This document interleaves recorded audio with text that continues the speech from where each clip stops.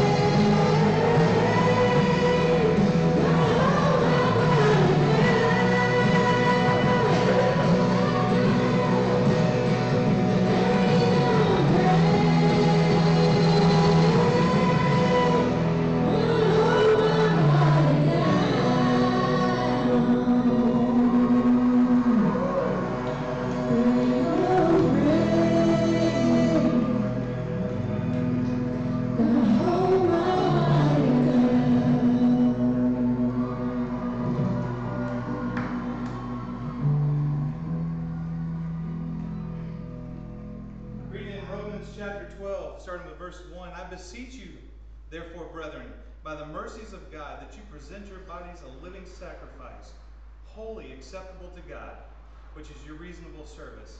And do not be conformed to this world, but be transformed by the renewing of your mind, that you may prove what is good and acceptable and perfect will of God.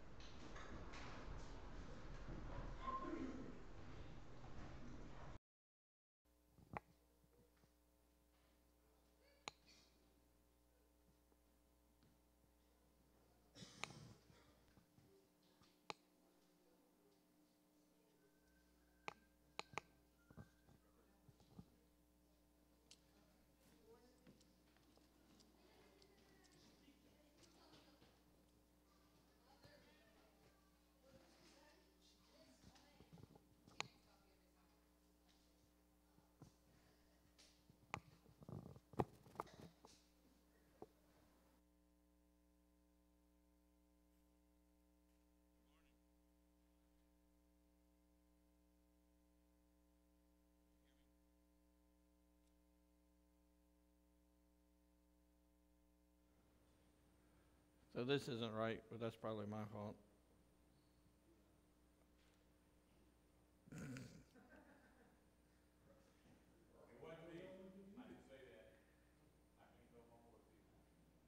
That ain't right either. But it's all right. So, so for those who missed Friday night, of course Saturday, but Friday night, we had a very special night. At least I felt we did. The only thing that could have made it better is for those that weren't able to make it to be able to come up. We had praise and worship in this church like we hadn't had in a very long time. Not that I don't love what we did, but I mean as far as a group of people standing up here just selling it out. The band that came and played for us Friday night, they didn't leave anything left at all. They gave everything they had, and it was just amazing to watch them, to listen to them, to feel their spirit and feel the Spirit of God as they were singing for us, and just their passion for God as they were performing. And it was just really good to see this stage be used again for the way that we built it and for what we built it for. And the only negative of the whole thing was that they had a new toy that Chris wants. And that literally was the only negative of the whole thing. He's like, we can do all kinds of stuff with this, and we need this. And so I made him a deal. I said, you fill the stage again, we'll get you the new toy. So expect a band probably in the next week or so, because I know Chris really wanted it. And then I told Crystal, I said, we're going to have a little bit of a message time. And she was like, who's going to do it? And I said, well, I'll do it. And I said, because there's something that I've been praying about and working on for a couple of weeks and maybe even longer. And I said, I feel like God wants me to share this. And so I told her I was going to do it.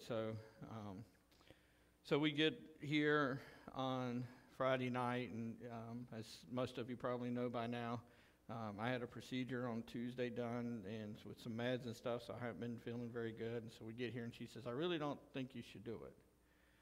And I was like, I shared Friday night, and I was really devastated. I was like, you don't want me to do it? And she was like, well, you don't feel good and stuff like that. And I was like, it's really short. And she was like, well, I just think, you don't feel good and you shouldn't do it. And it really did bother me. And so I was out on the porch pouting and trying to deal with it. My wife's never told me not to give the word before, and here she's telling me not to do it, and or that I shouldn't do it. And of course, she was just worried about me and stuff. And so I told her I was going to do it anyway. And so I came up, and what we talked about, we're going to talk a little bit about today, and I'm going to try not to recap everything we talked about before for those who were here already, but it was just a word that, and I shared it with Chris a couple of weeks ago, that God has said that this is an important time for us to talk about this. And not because it's Easter. It had really nothing to do with Easter. It's more about where we're at as Christians, where we're at as people, where we're at as a society. And it's a very confusing time right now. People are struggling with many factors. When we used to talk about our hurts, hang-up habits, things that bother us, it was very simple. If you think about it, you either did drugs, you either did alcohol, you either were a compulsive liar, you had a shopping addiction, you had, fornication issue, adultery. It was very simple. It was those kind of actions that we struggled with, that we have problems with. Now, we still have those things, but those things are kind of, and as I'm watching society today, those are kind of the old school problems. It's kind of like, oh, okay, no big deal. You got that problem. Now what we're struggling with, or now that we're hearing about more struggles, is children trying to figure out if they're a boy or a girl. When I was a kid, that was pretty simple. You looked down, and whatever was there or not there, that decided. It was pretty simple, As a kid, someone said what kind of cat that is, and you grabbed its butt and you picked it up and said, that's a boy or not a boy. It was that simple. But now people are confused. I don't know what I am. Am I a boy or am I a girl? I don't know. People are, Seth showed me a thing the other day. He said, look, this guy says he don't want to be a boy or a girl. He's a puppy.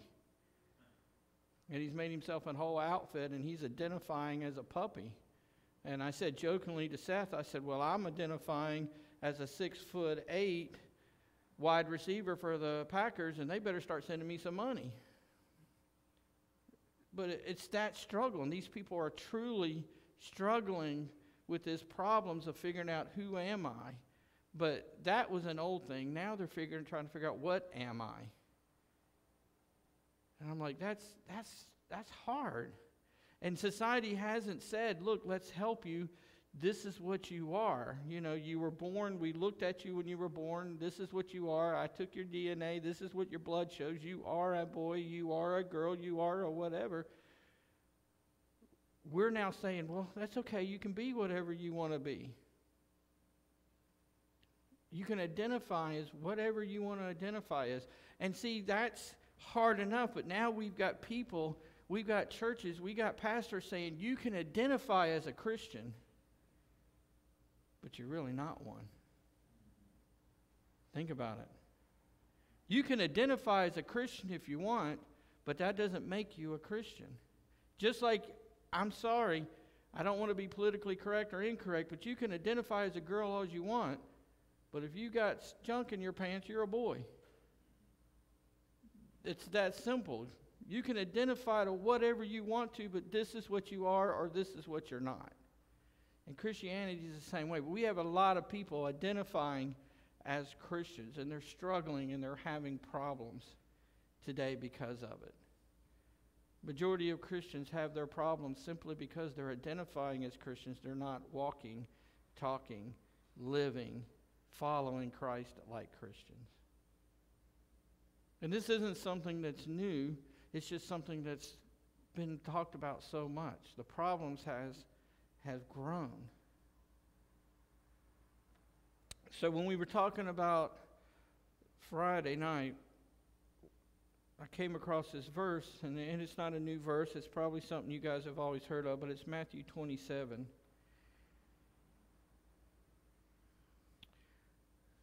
And it starts on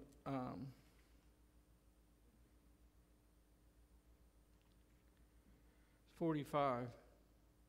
He says, from noon until 3 in the afternoon, darkness came over the land. And about 3 in the afternoon, Jesus cried out in a loud voice, Eli, Eli, lama sabachthani, which means, my God, why have you forsaken me? When some of those standing heard what he said, his calling Eli, immediately one of them ran and got a sponge. He filled it with wine vinegar, put it on a staff, and offered it to Jesus to drink. The rest said, now leave him alone. Let's see if Elijah comes to save him. And when Jesus had cried out again in a loud voice, he gave up the spirit. And at that moment, the curtain of the temple was torn into and from the top and the bottom. The earth shook, the rocks split, and the tomb broke open. The bodies of many holy people who had died were raised to life. They came out of the tomb after Jesus' resurrection and went into the holy city and appeared to many people.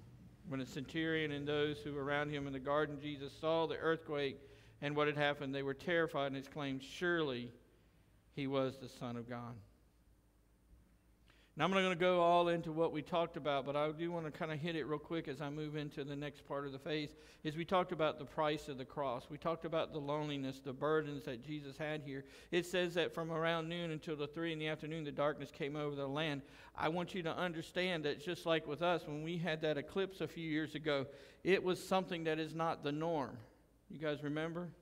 It wasn't normal to go and stop everything and look out and the sun disappears because the moon had covered it and it became dark here in the land. It was completely abnormal for them at the time that Jesus lay in there, hanging on the cross, for noontime to start getting dark and start getting dark for 3 hours. At that time, you can imagine how Jesus felt. At that time, we know how Jesus felt, because what was the first words Jesus said as the darkness fell on the land? My God, why have you forsaken me? See, the day became dark. When we go through our issues, when we go through our problems, our life feels dark, does it not?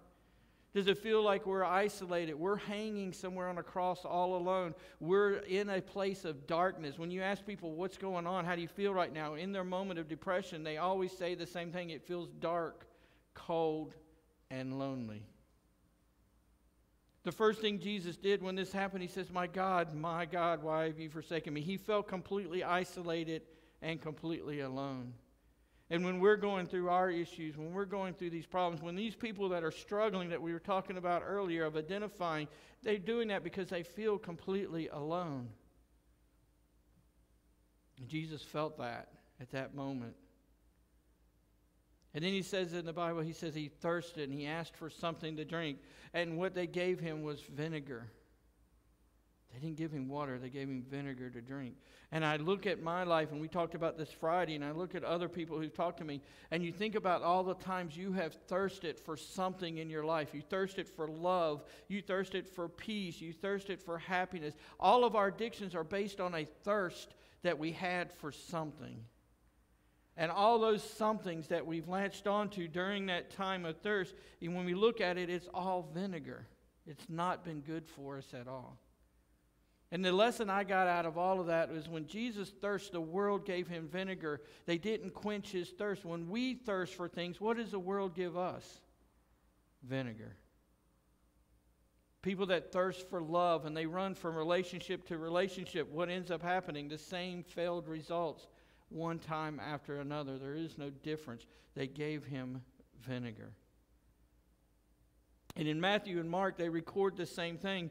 They say, as you can see in verse 50, it says, when Jesus cried out again in a loud voice, he gave up the spirit. Matthew and Mark says that he cried out in a loud voice, but they don't tell us what he said. The voice wasn't heard. When you talk to people, when you go through life, the first thing that you start telling people when you go through your struggles, you said, nobody hears me. Nobody hears what I'm saying. I feel like I'm in a room and I'm just screaming at the top of my lungs and nobody hears me. See, Jesus was saying these words and nobody heard him. But when you look over in John 19:28 through 30, you find out that somebody did hear his voice.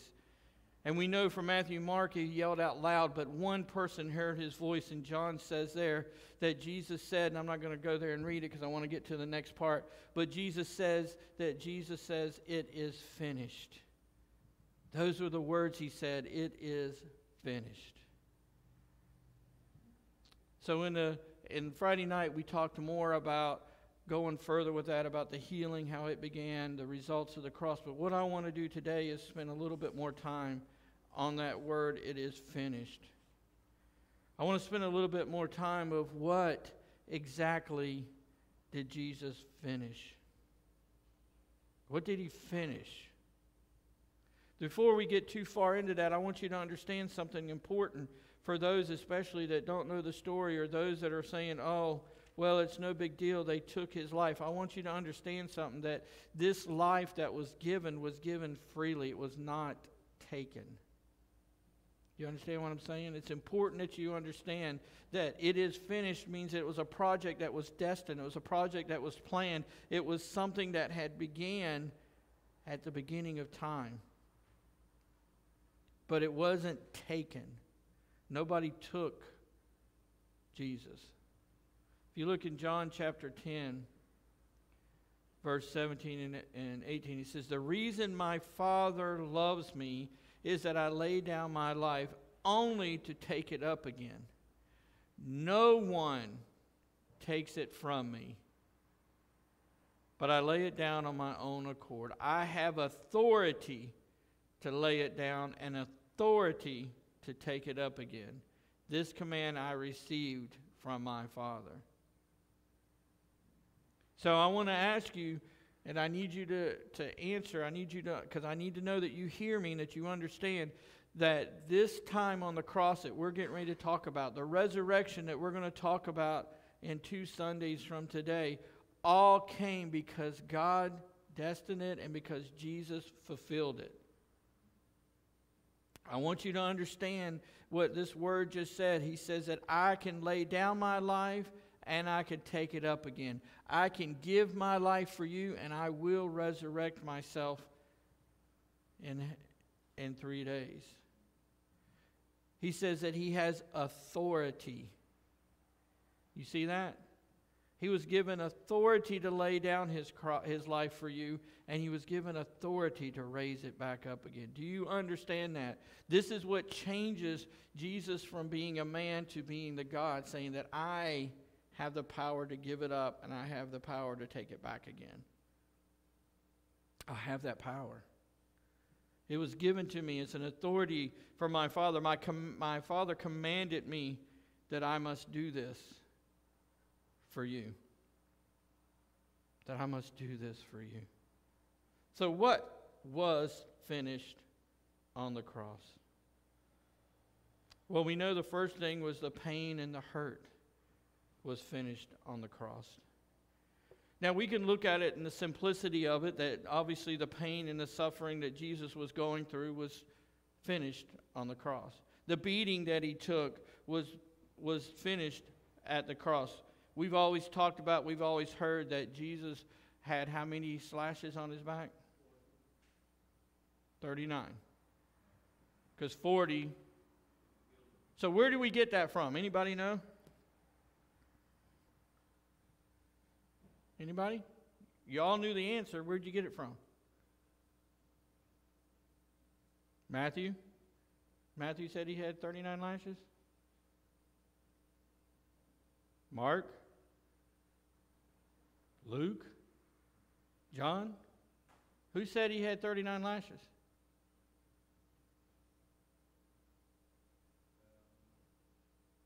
Come on. But you all know it. Who said it?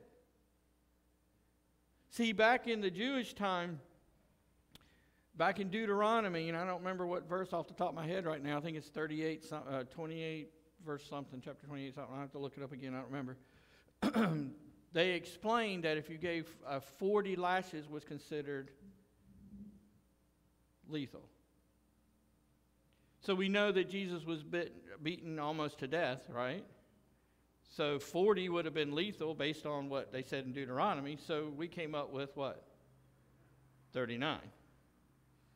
Does anybody know for sure? You've heard the story a billion times. How many of you seen The Passion of the Christ? A lot of churches are showing it right now. It's a great show. And you sit there and you watch as they're beating him. And the account that we've all learned was he had 39 lashes. 40 would have been lethal. There's some people that argue that he had more than that. But we know that he was beaten, right? Everybody knows that? We know that he was beaten. How do we know that? Because the pastor told me, right? Go ahead, be honest, raise your hand. That's how you know, is because some pastor told you in the past few years that you've gone to church every Easter Sunday. For those that only go on Easter Sunday, that's what you hear about. Jesus was beaten, right? How many of you read it? You read it in the Bible? Where'd you read it? I couldn't tell me. All right, well, we'll talk about that in a minute. But what if I tell you that it wasn't that pain and suffering that Jesus was given up?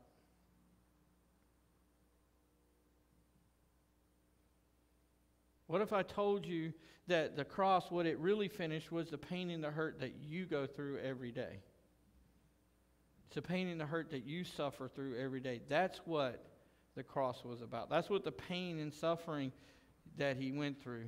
See, Jesus went through everything that you go through, everything that makes you run away from God, everything that makes you run away from the church, Jesus went through as well. Look at Matthew 26.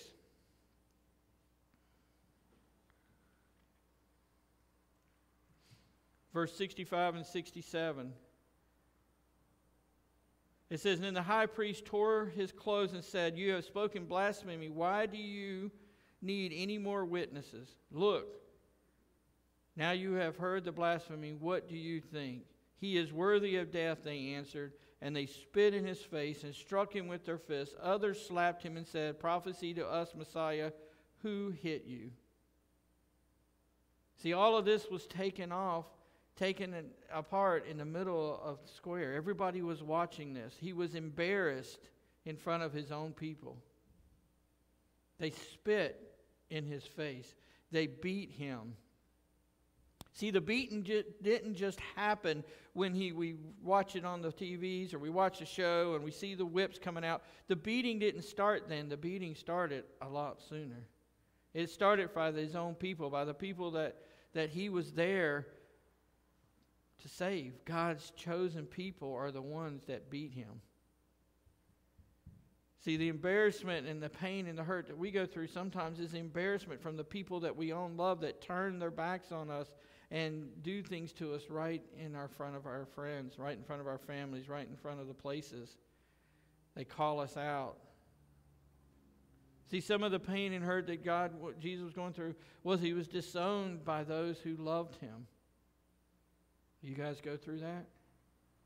All of this happened again before the cross. Look at Matthew 26, verse 33.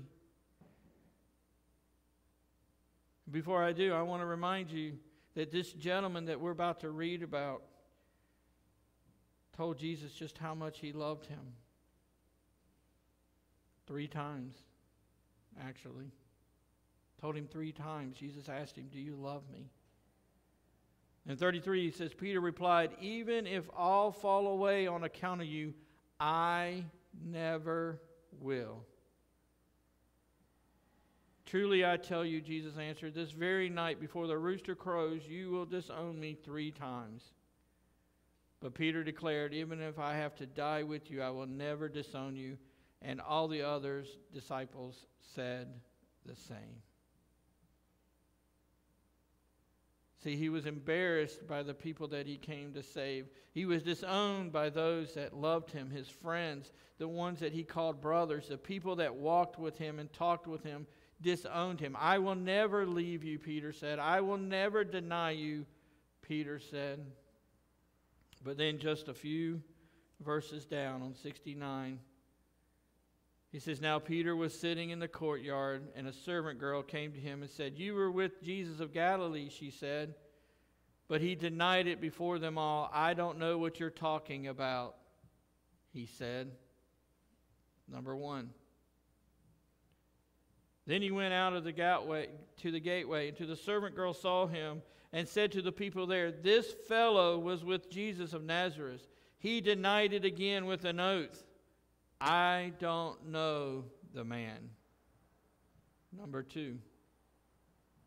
A little while, their standing went up to Peter and said, "Surely you are one of them. Your accent gives you away." Then he began to call down curses, and he swore to them, "I don't know the man." Number 3. Immediately a rooster crowed. Peter remembered the words Jesus had spoken, "Before the rooster crows, you will disown me 3 times." And he went outside and wept bitterly. All this before the cross, embarrassed, disowned by those who loved him. And then he was beaten. Matthew 26, it starts in 47 through 51. It says, "While he was still speaking, Judas, one of the 12, arrived with a large crowd armed with a sword." Wait a minute.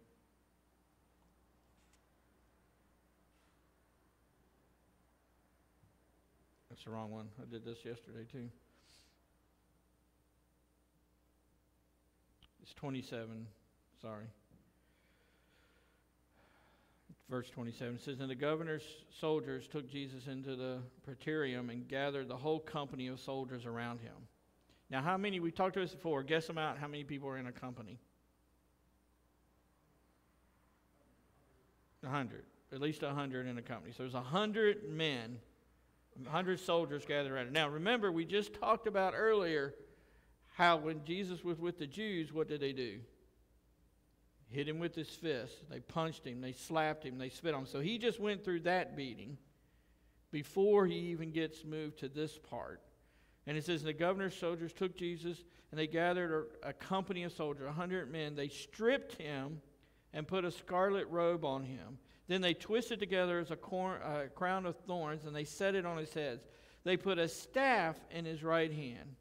Then they knelt in front of him and mocked him. "Hail the King of the Jews," they said. They spit on him. They took the staff and struck him on the head again and again. After they had mocked him, they took off the robe and put his own clothes on him, and they led him away to be crucified. So he was beaten again.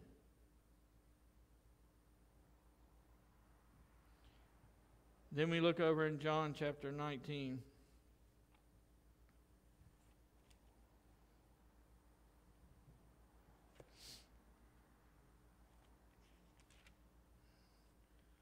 (1 through 3), and it says, "And Pilate took Jesus and had him flogged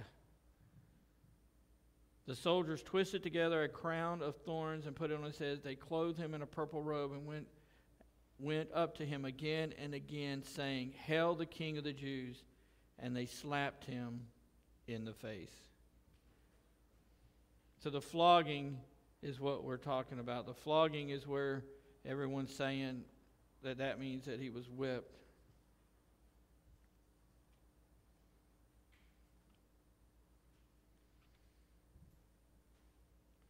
All this, again, was before the cross. Matthew 15 says, wanted to satisfy the crowd, Pilate released Barabbas to them. He had Jesus flogged and handed him over to be crucified.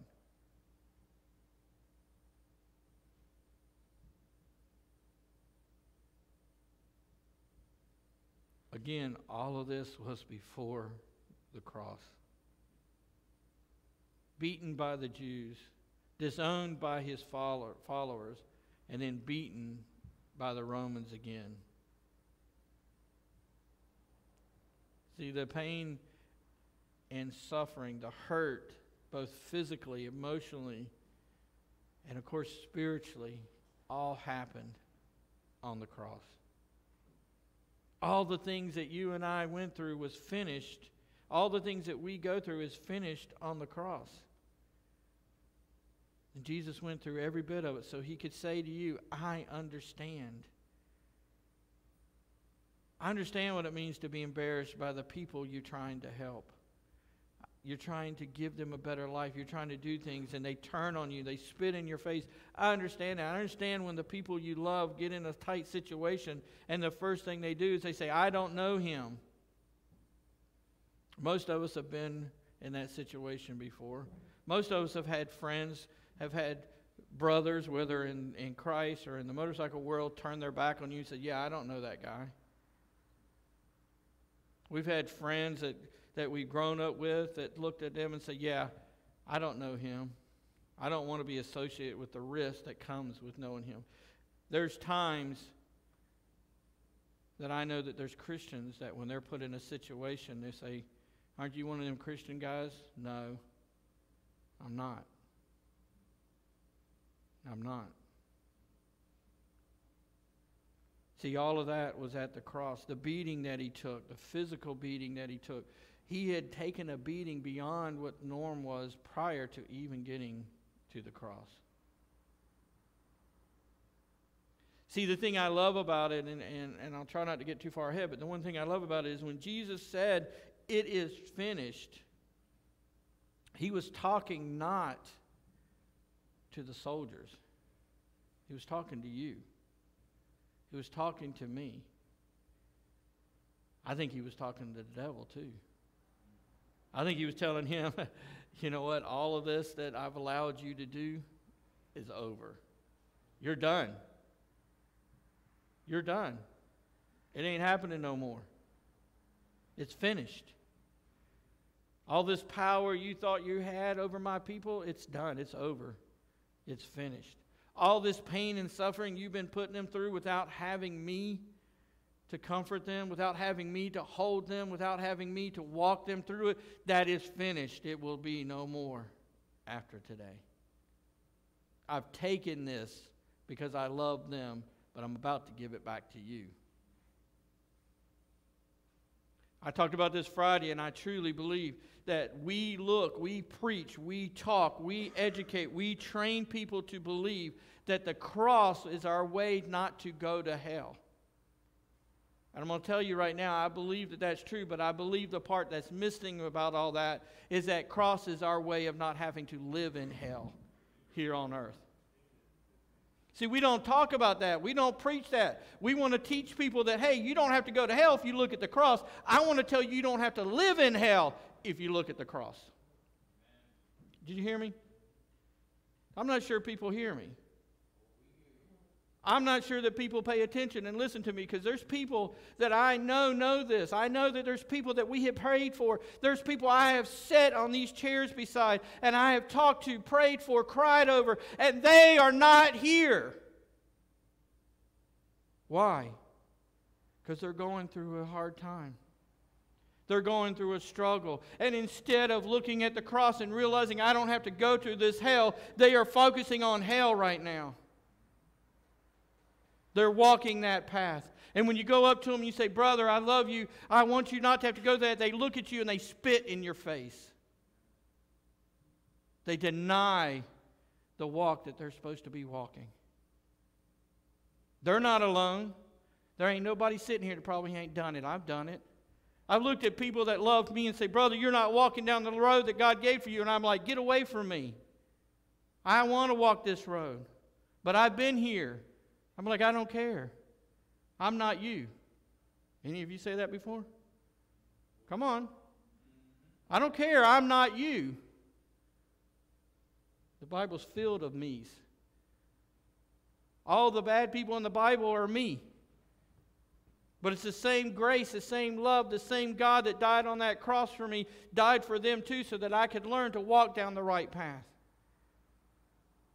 These people that changed because of God. Not because of any man.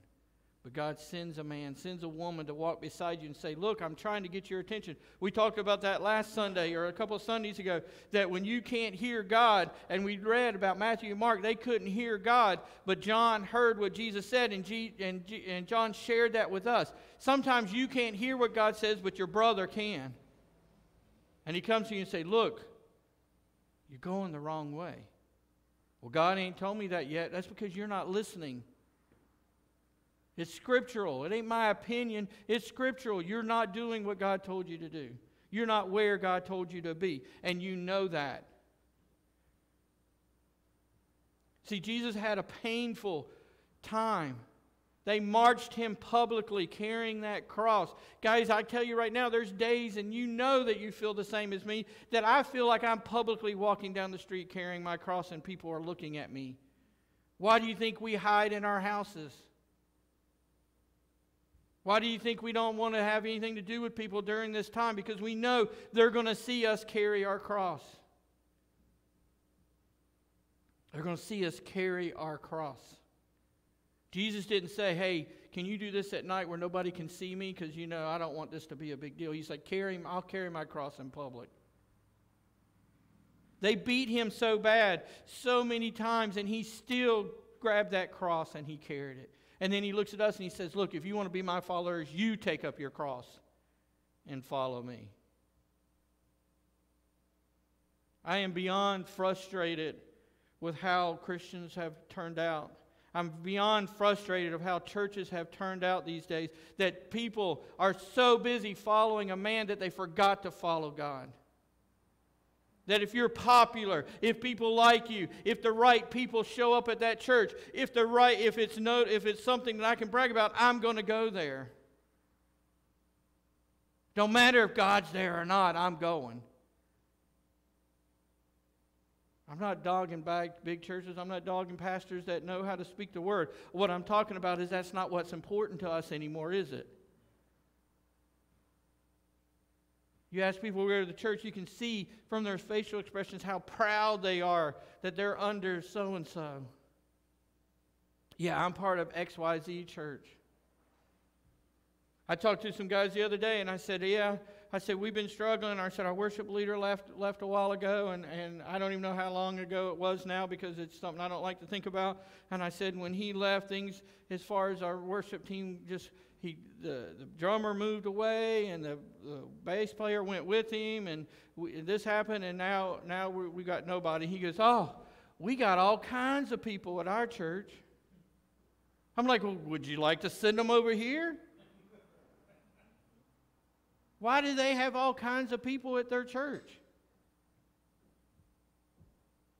Everybody plays there. Everybody sings there. Everybody wants to be on the stage. They rotate in and out, no big deal. I was like, hey, rotate your butt right on over here. If you're doing it for God, what does it matter what church you're doing it for?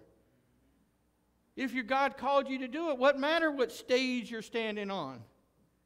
There's a guy right now at the corner down here singing his heart out with a guitar. He's been there for 2 freaking weeks. You think he cares what church he's at? I got half a mind to walk down there right now and ask him to come here and lead worship. Because he don't care. It ain't about the church. It ain't about the PA system. It ain't about the recognition. It ain't about the albums that I might sell someday. It's about God, and that's what he's there for. That's what the cross was for. So you have that passion. So we have that desire. He went through those things that we walk through so that we would have that passion and that desire to be free from it. Stop looking at the cross only for salvation. Look at the cross to stay out of the misery that you're in today. It's not a one-time deal, guys. The cross just isn't there as an illusion. We see it one time and it goes away. The cross needs to stay there. And we need to see it every day. The second thing he did is he completed suffering for sin. He completed the suffering for sin.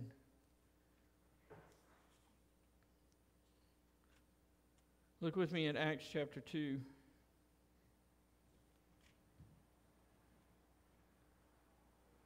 Verse 23. It says, "This man was handed over to you by God's deliberate plan and foreknowledge. And you, with the help of wicked men, put him to death by nailing him to the cross."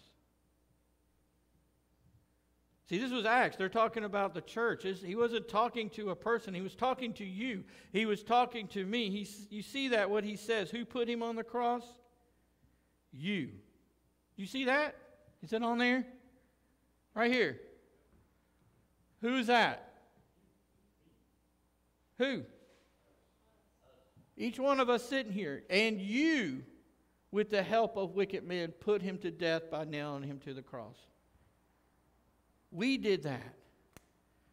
We did that. You're like, well, I wasn't even there. I had nothing to do with it. It was your sin that did it. It was my sin that did it. It's the sin of everyone that walks out there that did it. It wasn't one man. He would have died for one person. I believe that in my whole heart, that he would have died for a whole person, but he didn't. He died for each and every one of us. Your sin put him on the cross. He had to die on the cross to complete that sacrifice for you. Every pain, every beating, every laughter, every punch, every spit, he went through because of you, because of me. Are you guys understanding that? That alone should get you fired up to say, look, this is it. This is the end. You know, when I hear most people wanting to really get fired up for God, be honest, you know when we hear that the most? When something terrible happens. When something terrible happens. I just found out I got cancer. I ain't got much to live. By golly, I'm going to go tell everybody about God. Well, that's great. I love that. I really do. I don't have a problem with that, except for what happened to the other 55 years you were on the life. What happened to the last 10 years you were a Christian? What were you doing then? Why did something bad have to happen for you to decide it's time to start doing something? You guys think I'm wrong? How many? You guys know? How many of you have that same incident? Oh yeah, I talked to somebody the other day. They're on fire for God. What are they going through? Well, I told Howard, we went somewhere one time, and I'm not bad-mouthing the kid or whatever, but he's sitting there talking, he's like, oh yeah, a month ago, I was drunk, and I stayed drunk all the time, and I rolled my car, and I knew I should have died, and from this day forward, I'm a pastor. I looked at Howard, I said, man, I hope that kid makes it, but I guarantee you in 3 months he'll be drinking again. Why? Because he's doing it for the wrong reason. God don't call people to be pastors just because they went out and got drunk and rolled the car. I'm not saying that he can't, but that's not normally how he does stuff. He usually gets you sober. He usually starts working on you, starts putting a passion on you to share people, not come up here and start doing this. And I wanted to look at the kid and said, let me tell you what, being a pastor ain't easy. You may not like it. It will make you start drinking if you don't drink. If you don't believe me, come do it for a month. It'll make you want to come drink. It'll make you sit there and cry because of the people that you love you can't do anything about. You can't help them. You can't fix them. You can't change them. Crystal was sitting there this morning. She's like, you got to let it go. You can't do it. I said, but they're my sheep.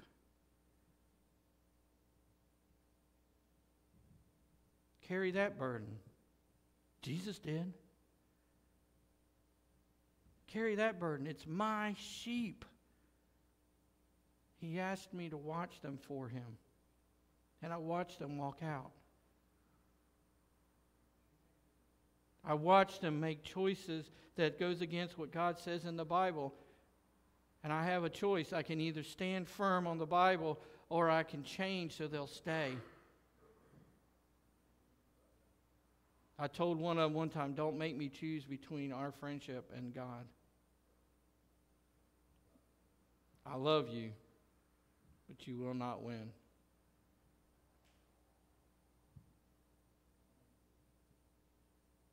See, when we go through suffering, we run and give up. Jesus went through suffering and he stood firm and he walked forward carrying the cross. He was focused on that cross. He was focused on what he had to do. And he knew that cross was the way to end your suffering. That cross was the way to end your pain. That cross was the way to end your path to hell. Not only at death, but in life. It was your way to end what you've been going through.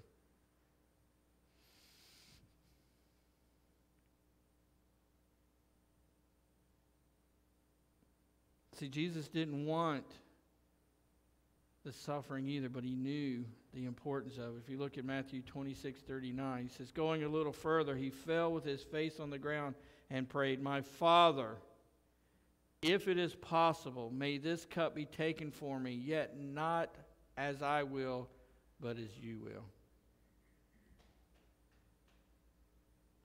He knew he had to carry that cup full of your sin. He knew that at noon till 3 o'clock the sky would become black.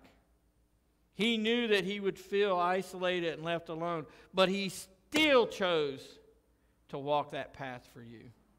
He still chose to put that cross on his back after it had been beaten. The thorns he didn't reach to take away. And he walked that line towards the cross for you. Even though he knew, he asked God, look, if it's your will, take this from me. But if it is your will, I'm going to do it. I'm going to do it. What was finished was God's plan. He fulfilled what was talked about in the Old Testament. Isaiah talks about it a lot, but I want you to look at something that was very interesting as we were talking about the water and the vinegar, because it goes along with what I was saying about how the world continues to give you stuff that you think is good for you, but it's actually just vinegar. In Psalm 69, verse 21, he says, they put gall in my food and gave me vinegar for my thirst. See, the world was treating David just like they chose God. They put vinegar in for his thirst. It was a form of punishment. It was a form of not quenching his thirst. One of the ladies during that was leading the worship in the group band for us the other night, she was telling a story, and it made sense the way she told it, and I'll try to get it semi-close to right. She said that there's this, this new fad going around. Everybody's drinking this apple vinegar to lose weight, right? Yeah.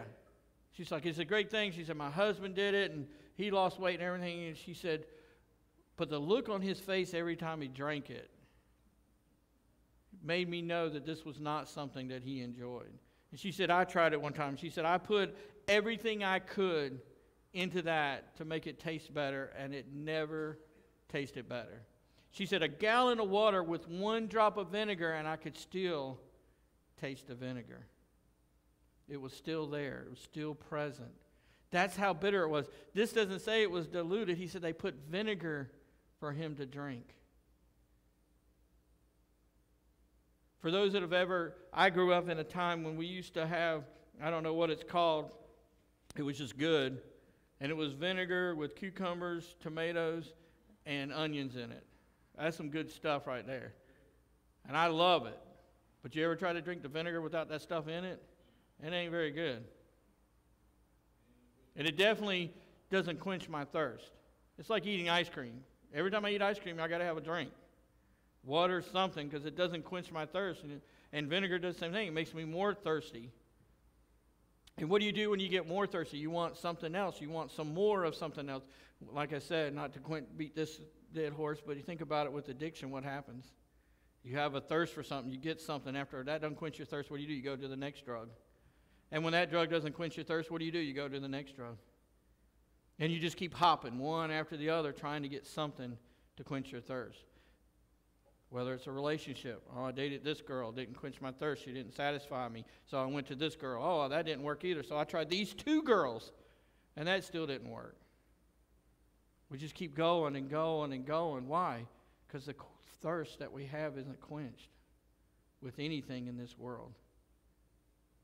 Jesus says, I'm thirsty, and the world gave him vinegar. Why in the world would you think if you say you're thirsty that the world would give you anything better? That's what we think, though, isn't it? Oh, if I get a better Harley, if I get a new Harley, that would be awesome.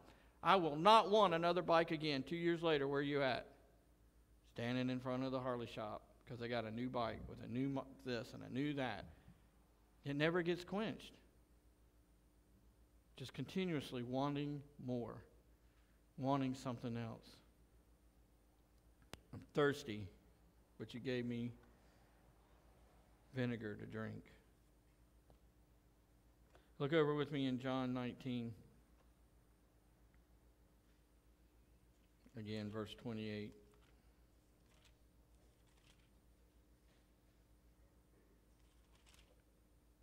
Later, knowing that everything had been finished. What did that say? Later, knowing that everything had been finished. Who said that? So the scriptures would be fulfilled. So he didn't pass away. He didn't die. He didn't give up the Spirit until everything was finished. Until everything was finished. Until the Scripture had been fulfilled. That's when he gave up the Spirit. Not before. See, that's what we got to remember, guys. If God's got a plan for you, you don't give up until it's finished. You don't give up till it's finished. You don't give up until the Scriptures are fulfilled. And Crystal reminded me this morning, she said, what's the great commandment? And I was like, you're being silly. Leave me alone. I got to get this done. She said, no, what's the great commandment? What did God tell you to do? You ain't finished. You ain't finished. You're not finished until you have told everybody you can tell about God, whether they like it or not. You're not finished until you have told the truth to everyone you can speak to. You're not finished. Jesus says, I'm not hanging on this cross and dying until this is finished. Until I have paid the price for each and every one of you. Until I have made a way that they can not only not go to hell, but they don't have to live through hell. When I have done that, it will be finished. And finally he said, it is finished. When he finished his work, he finished the work of redemption. He satisfied the justice for God. He reconciled us to God. What did it say that had happened?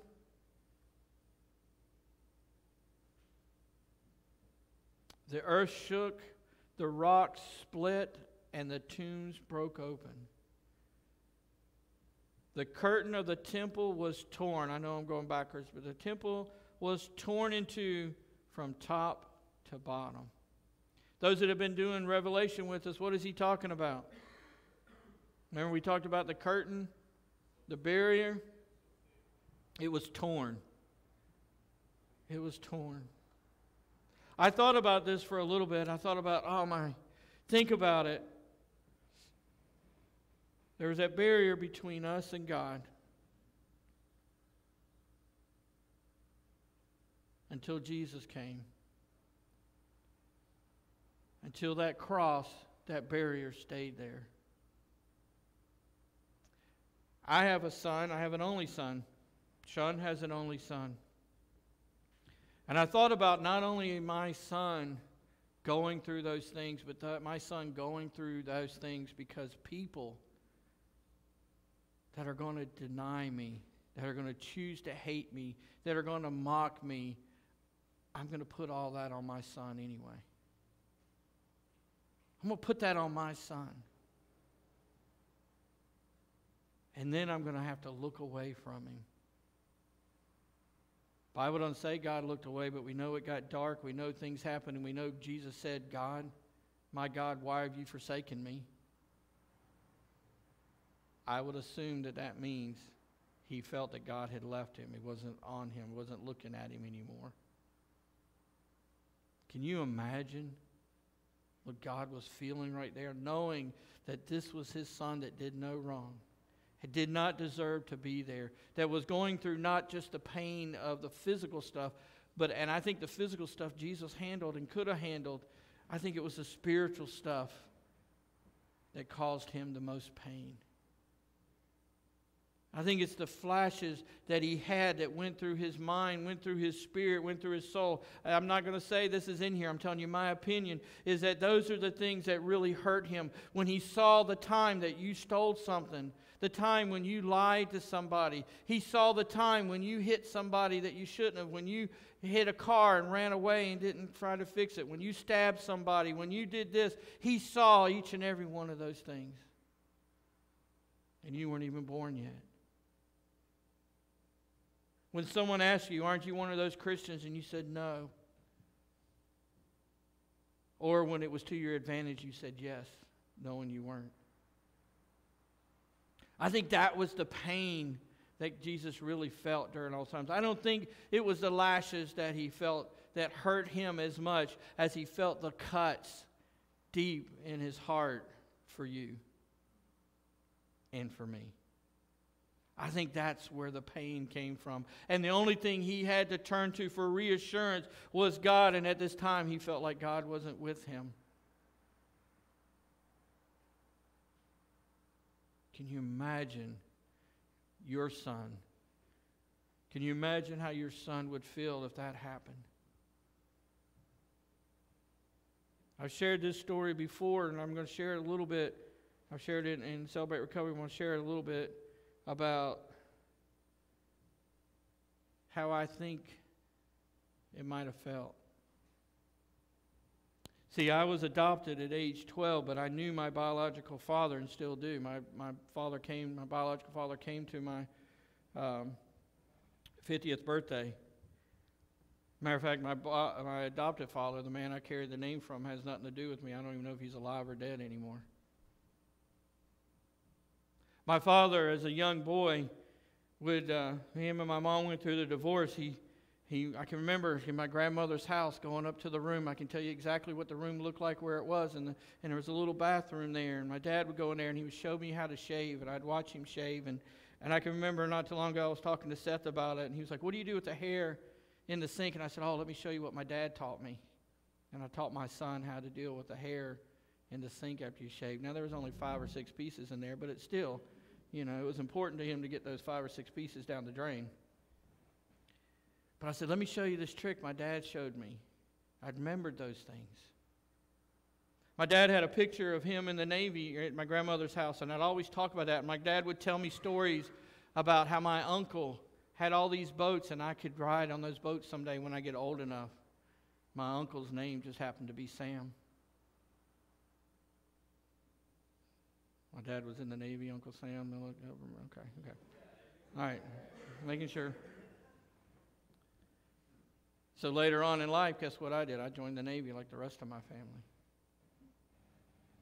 But one of the things that touched me the most after him and my mom got the divorce, and I was about 7 or 8, I believe, and my dad looked at me and he said, "No matter what, son, I'll always be your father. I'll never leave you. I'll always be here for you." I remember those words as clear as if he's speaking them today, 43 years later. I can tell you where we were standing. I can tell you what we were doing at the time.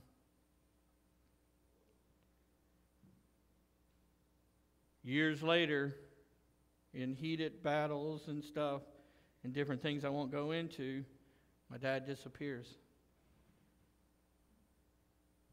Shortly after that, my mom shows up, age 12, I end up being adopted. My name changes, my dad disappears even more.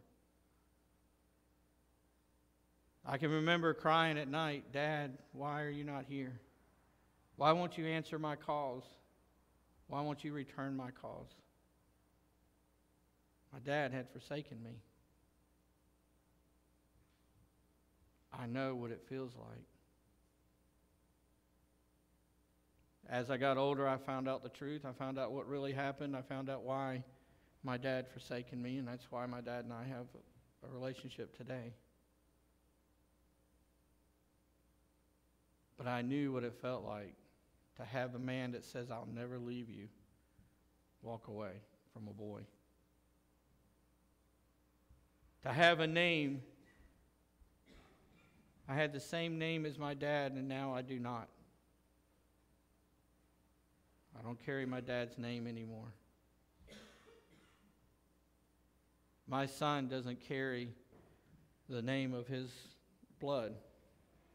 He carries the name of a man that don't care about us, or our family could care less about us anymore. So I know what Jesus must have felt like, having God walk with him, having prayed to God, "Look, if I don't want to go through this, but I will if I have to. I'll reconcile these people with you again. I'll do it."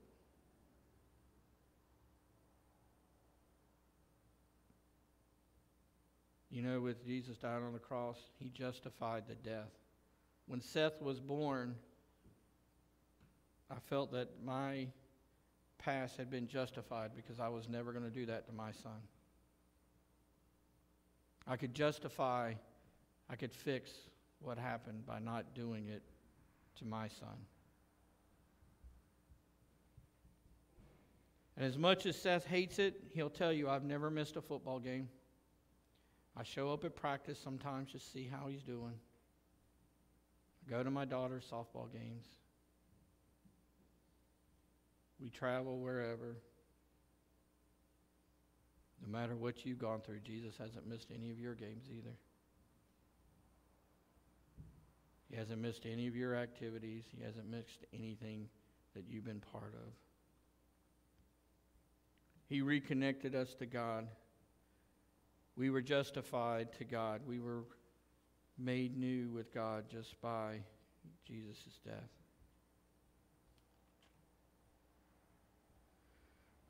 Romans 5:10 says, "For if we were God's enemy, we were reconciled to him through the death of his Son.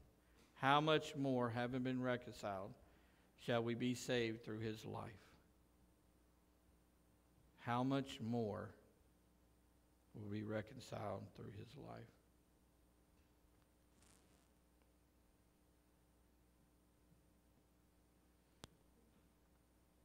There's a lot of powerful words in the Bible, but to me, one of the most powerful that I've read is, "It is finished."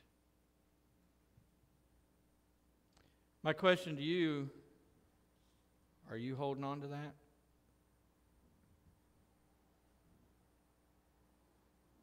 Over 2,000 years since Jesus cried out, "It is finished." Over 2,000 years, he passed away, he died, but he rose again. We talk about the blood that flowed off the ground, that flowed off the cross and landed on the ground. That blood, that physical blood, that human blood is gone. It's gone. But the grace still flows. The grace still flows from that cross. They have taken they have taken the cross down, but they haven't been able to shut off the fountain that Jesus opened up on that day. The cross is gone. It ain't there anymore. You can go there all day long. You will not find Jesus' cross hanging there anymore. But you will still feel and find God's grace. You will still find God's love. You'll still recognize the sacrifice that God's made. The cross wasn't only the gate to heaven. It was the gate for your life here, too. It was your opportunity to look at your life and say, look, I don't have to live like this. When he said it is finished, it means that things that you're holding on to can be finished today. You don't have to hold into it anymore. The hurts, the habits, the hang-ups, the child things that are haunting you, you just have to say, God, you said it was finished. Let it be finished. Take it from me today. I give it to you. I give it to you. And Jesus will say, I went to the cross for you. I'll take it. I've taken it before. I'll take it today. And I'll take it tomorrow when you take it back from me. But it all starts with you believing the words, it is finished.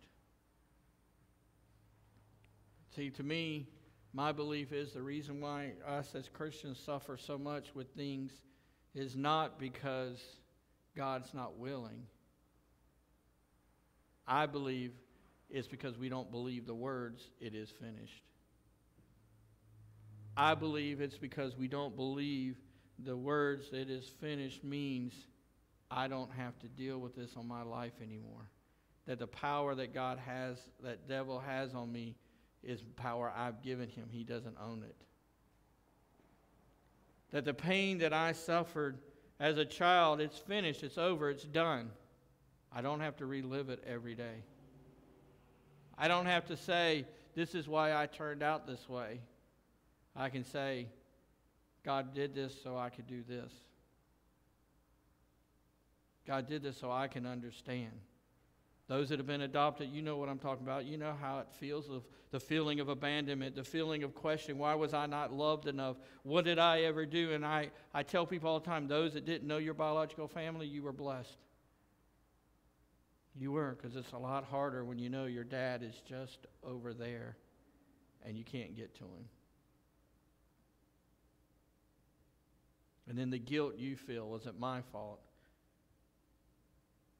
How could he have done this to me? I understand. But you have to come to a point and say, it is finished. It's done.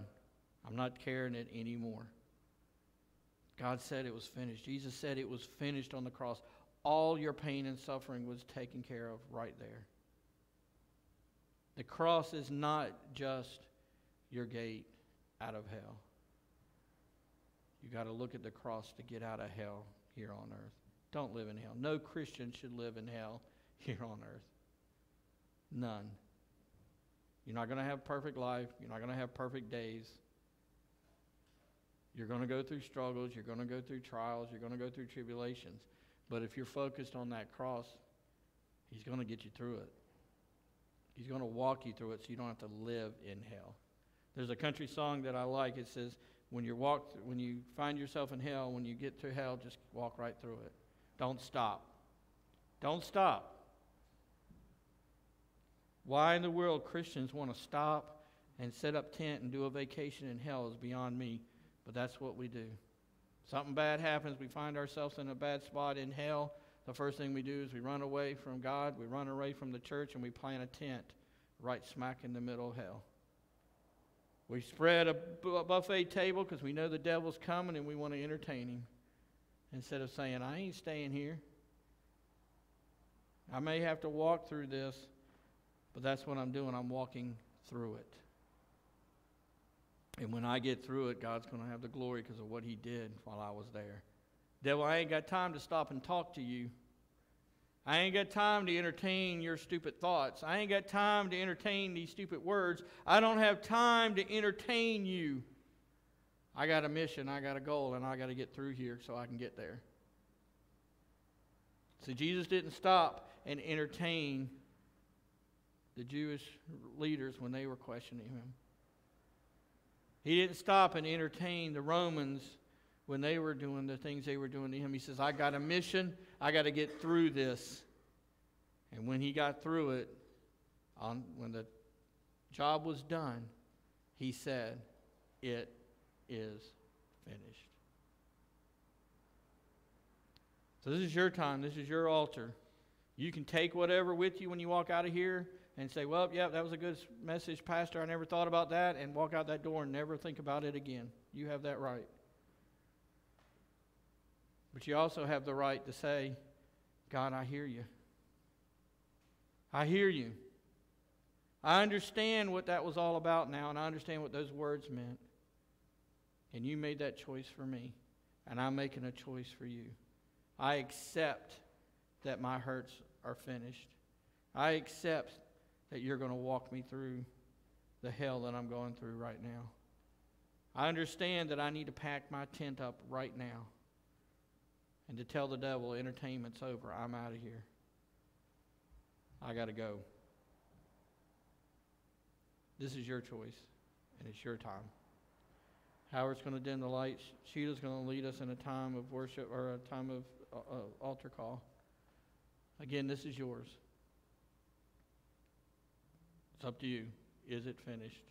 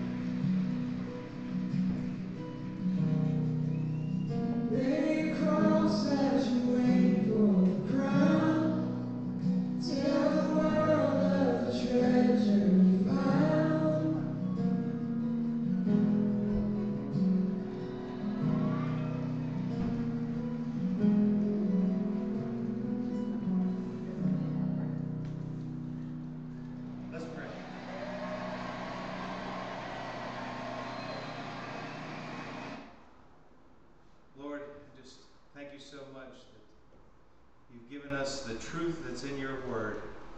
Lord, that we can hear your words, that we can grow closer to you, that we can learn to cast off the things that separate us from you, that we can learn that you have prepared a place for us in eternity through the price that you paid on the cross, Lord. Lord, I pray that you would help us to remember that the work you did was finished. Help us to walk in the freedom that we have here, to have joy and peace in you. And Lord, I pray that you would help us as followers of you to take that joy, that light into the world and show the rest of the world how good it is to walk in you and how good you are. Lord, I pray that you would be for those that weren't here today, or draw them back to us, and those that are suffering from illnesses, Lord, I just pray healing in their lives, Lord. Just help us to honor you with our lives as we leave here. In Jesus' name, amen.